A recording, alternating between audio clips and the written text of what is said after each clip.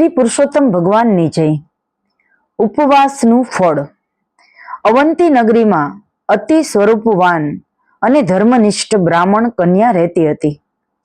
એક દાસી ઘરનું કામ કરતી અને બ્રાહ્મણ કન્યા ધર્મ ધ્યાન કરતી. એમ કરતા પવિત્ર પુરુષોત્તમ માસ આવ્યો.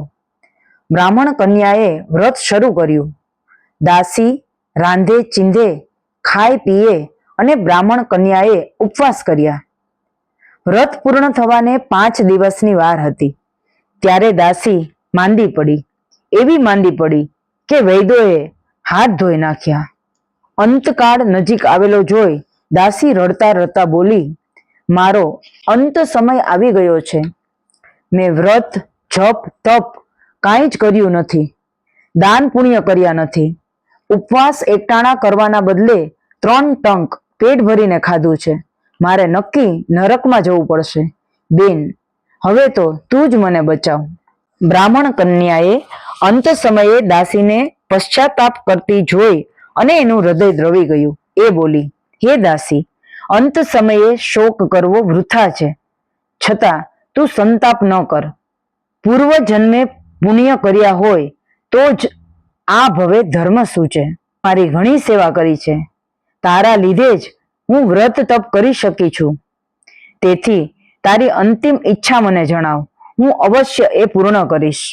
ત્યારે દાસી બોલી, હે દેવી, તમે પવિત્ર પુરુષોત્તમ માસ સેવી રહ્યા છો. આ માસમાં ઉપવાસ કરનારને અલૌકિક ફળ મળે છે એવું મેં સાંભળ્યું છે. તો મારા પર એક કૃપા કરો, મને એક ઉપવાસનું ફળ આપો. કદાચ મારું કલ્યાણ થઈ જાય. બ્રાહ્મણ કન્યાએ તત્કાળ જમણા હાથમાં જળ લઈ પુરુષોત્તમ પ્રભુનું ધ્યાન કરી અને સંકલ્પ કર્યો. એક ઉપવાસનું ફળ દાસીને અર્પણ કર્યું. તરત દાસીના શ્વાસ બંધ થઈ ગયા અને સ્વર્ગમાંથી સરર કરતું વિમાન આવ્યું. ભગવાન વિષ્ણુના દૂતો દાસીના આત્માને લઈ ગયા. એક દિવસના પુણ્યના બળે દાસીએ 100 વર્ષ સુધી સ્વર્ગનું સુખ ભોગવ્યું.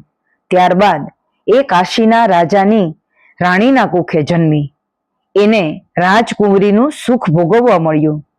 યુવાની એળે ગઈ, કર્યાના ધર્મ ધ્યાન, ઘડપણમાં આંખો ગઈ, મહિમા સુણે ન કાન. હે પૂર્ણ પુરુષોત્તમ પ્રભુ, તમે જેવા દાસીને ફળ્યા એવા વ્રત કરનાર સૌને ફળજો. શ્રી પુરુષોત્તમ ભગવાનની જય.